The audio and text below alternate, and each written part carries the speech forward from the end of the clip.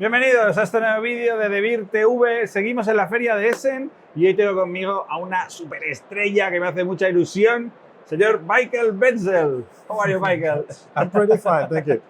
Well, for me, it's awesome to have you here because we had an interview years ago I think maybe 4 or 5 to talk about Andor. And you told me a little bit of a lie because you said to me, I won't do any game more again. I only will paint and do brutal illustrations. But today we're going to talk about your new game. Yeah, I'm sorry. Don't worry, because sure, it's awesome. Yeah, okay. This game is Las Aventuras de Robinhood, and we have it here. And Michael, please tell me, why did you did a game again? Yeah. Okay, it's easy. I was afraid that if I do a second game, people would always think like, it's not as good as Andor, or he's doing another one, and now it's going on and on and on. And like in good rock music, where you have the first album, which was great, and then the second one, yeah. Sometimes happens. Yeah. So I was really afraid of this, and I wanted to. I wanted to have the feeling of the first game again, so I didn't tell anyone, of course my family, but anyone else didn't know, and I wanted to develop the game under the radar, and as long as I think it might take, and if it wouldn't have been a good one, I would have just cancelled it, so no one knows. But you had something inside that needed to Yeah, create a game. The original idea had to come out, but I want to have no stress, no deadlines, and just when it's ready, then going to publish it, and not before. Okay, and how long took that process? The initial idea was from 2014, so it's a while ago. 7 years, not bad.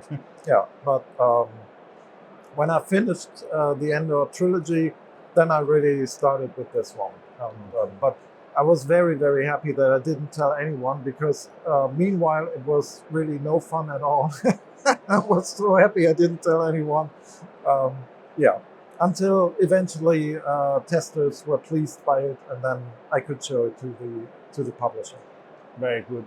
I know that in Andor, your family and sons were involved as well in this one. As testers, but with Andor it was much closer, because now they are studying in Cologne, and so they have grown up.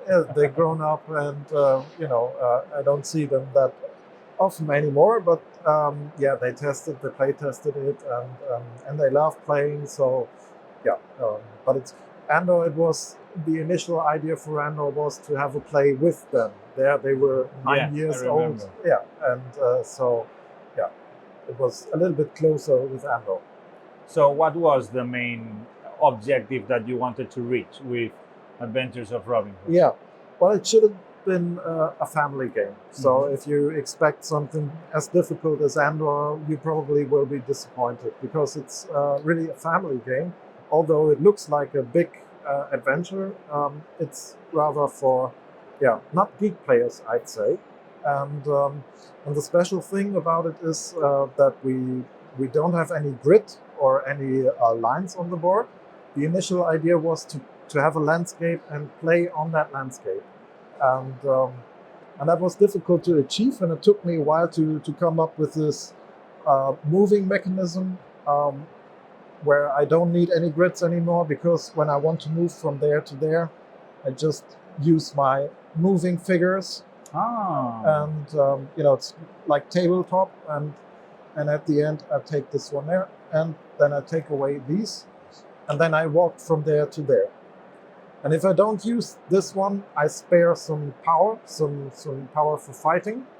So it's always a tactical decision: do I want to be very fast and exhausted and no help for anyone, or will I be rather slowly and too late?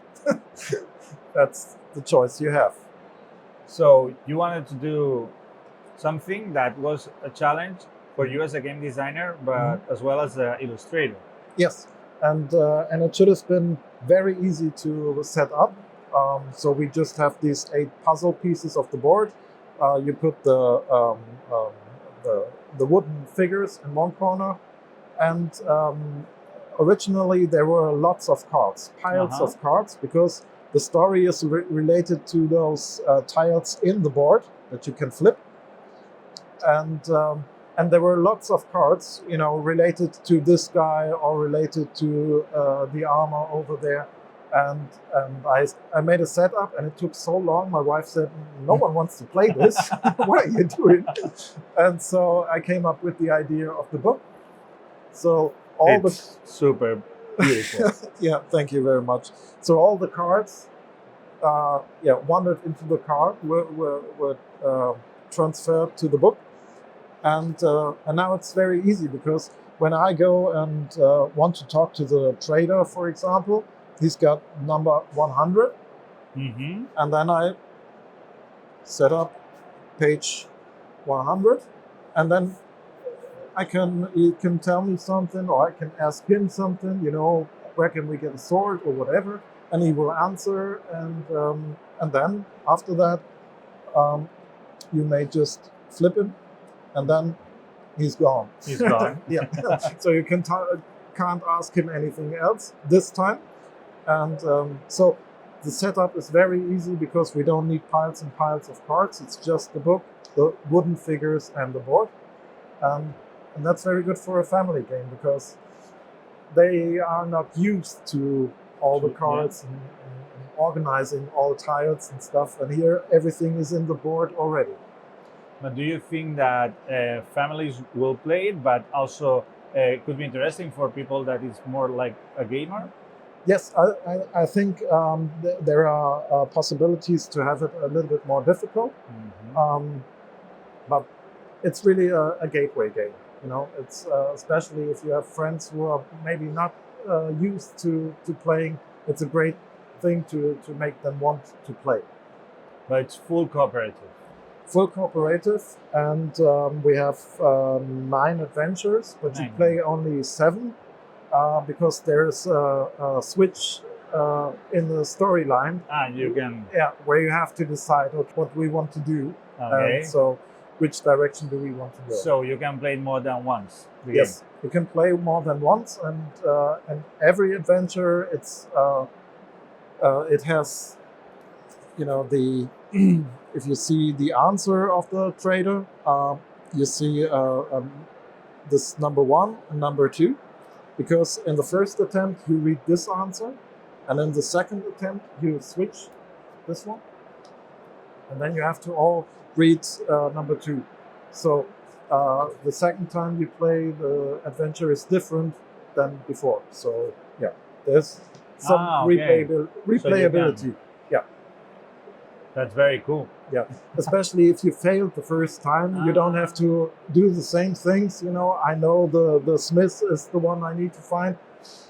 This time you go to him and he says something completely different. So you have to act different, although it's the same adventure. And you can play it solo, or you have to... Actually, you can play it solo, but I think it's a very good game for in a group, because it's really fun, because we are discussing a lot. It's like you get one task in the beginning, and then you watch all over the board and try to find the solution.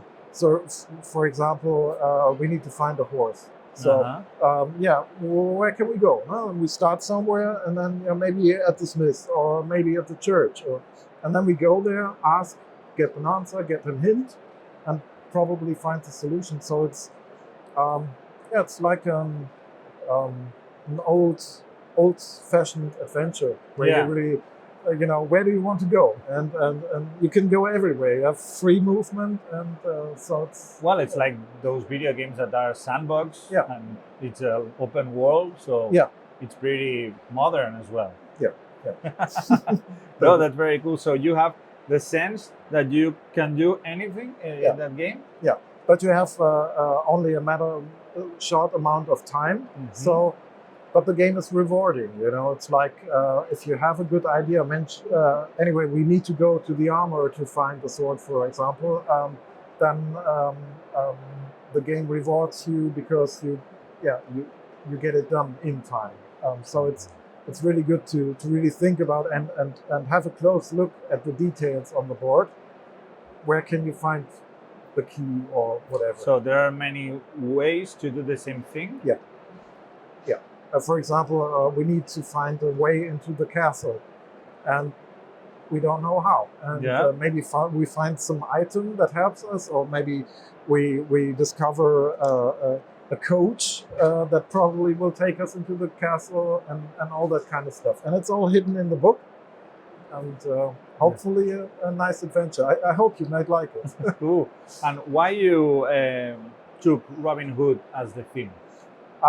Personally, I like Robin Hood very much. Okay. I grew up with the Disney cartoon, and I saw Kevin Costner with my first girlfriend in the cinema, and so it's a very positive character for me.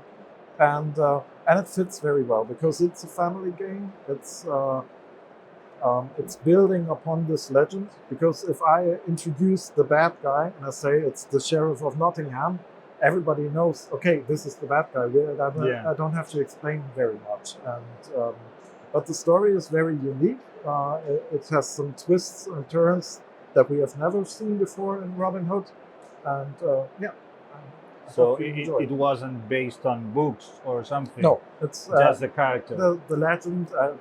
I read a lot about Robin Hood and watched all the movies, the bad ones, the good ones, the silly ones, and it's a mix. It's my version of what Robin Hood should be. But you did the book as well? Mm-hmm. Whoa! So this was a third challenge. Yeah, you wrote the book, Michael. Yeah, by accident. Well, yeah, that's a short one. Yeah. And how was the experience of writing a book? And it was great, but it's not like we have to read so much. It's not too much text at a time. It's not like in adventure games. It's like when you ask a peasant, then he gives you an answer, and you have difficult choices for his answer. And so actually it's not that much text, but because of the variation, the page is full with text. Wow. But in the game, you just choose answer A, and then it's done. It's not that much text. But it was a lot to write, yes. Yeah, wow, that's a lot of work. Yeah. And as well, we haven't talked about the design, but this map is super beautiful. Thank you Really very love much. it. And it's a big one, I must say. Yeah, it needed to be a big one, because it's really like when you are somewhere here down in the forest, and you get the information you need to go to whatever the door over there. It's like it's really a long way, Yeah, it's like it has to. okay. You have to feel it. Yeah. So and in the board there are many things hidden. I don't want to spoil a lot, but there will be a possibility where we can climb on trees and find bridges and all that kind of stuff. And it was really fun to hide all these things in the board. Yeah, because you did it map, but you did as well all the elements, so it was double work. It's more like 3 maps, It's you have these 3 stages of one tile. Yeah, because if I don't have the token, it's one thing, 2 things, and 3 things. Yes. Yeah. And some of the tiles really use all 3 stages. Awesome. And all the 9 adventures happens here. Yeah, happens all here. But we find out more. We at the beginning it's only a few items, but then later on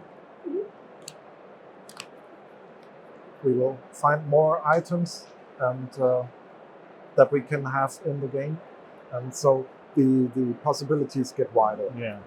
So it's not a legacy game, No. but has some elements of this new kind of narrative games. Yes, and It's a good mix. Yeah, that's important. If you discovered, for example, a shortcut, some of the tiles stay this way forever. So it's no legacy, but some decisions you choose, will take, be permanent on yeah. the full campaign. and will change the board forever Nah, for your play, for your adventure. that's very cool. We have more components. I think those are like time tokens. Yes. And a sphere. Yeah. Yeah, we can see some wood here. We have some cubes. Yeah. And the other players' tokens. Yeah. And there's a back. Yeah, the back is for the fighting system. Okay. Whenever we do something, we can spare white cubes into the back, but the bad ones will throw in violet cubes. Okay. And to define if we won the fight or not, we have to draw cubes and find out So if we won the fight or not. There's no dice. No. But you have the bag with the cubes. The bag with the cubes, and it contains a lot of stuff, even different stuff. It's all in one bag. Okay. And, yeah. Very cool. And how long takes each game? I guess it's about 60 minutes. 60 minutes. Yeah, but you have actually no setup time. It's really like put it on the board, book, wooden pieces, board, book. That's it. And the explanation, it's easy as well. Yeah, it's easier as in Andor and quicker. And yeah, it's... Oh, awesome. It's a family game. Really, it's a family game. Yeah. There's those discs as well. Yeah. And that's... Yeah, that's for the player order. Okay. When your disc is drawn, it's your turn. When the red one's drawn, it's not so good. The bad guys have discs too, so yeah. Very cool. So, Michael, I'm really impressed with this one. We can't wait to have it in Spain and play it and do all the adventures. But I must ask, Michael, there's something coming, more stuff for Robinhood. You did a trilogy of Andor and a lot of stuff, so we can be happy with only the base game. Yeah. Sorry. Well, we'll see. But at this point, I wouldn't say I'm not going to invent another game. You wouldn't believe me anyway. Okay. So. No, I won't. So yeah, probably there will be more, but it will be the same as in Andor or here. I want to have a really special game. Something that you have probably never seen before. Otherwise, I don't see why to do it anyway. Yeah. What's the point in it? It So, has to be something that you really like and really special. like. Very good. But about Robinhood, you think there are going to be more adventures, maybe? Yeah, we have 3 more additional adventures, just small books. Yeah. And then we will see if there will be more expansion. That's up to the future. Perfect. Michael, thank you very much for this interview, for introducing us Robinhood. Remember, the adventures of Robinhood, Las Aventuras de Robinhood. And, well, have a great fair. You Thanks too. for everything. Thank you very much. Nos vemos pronto. Adiós.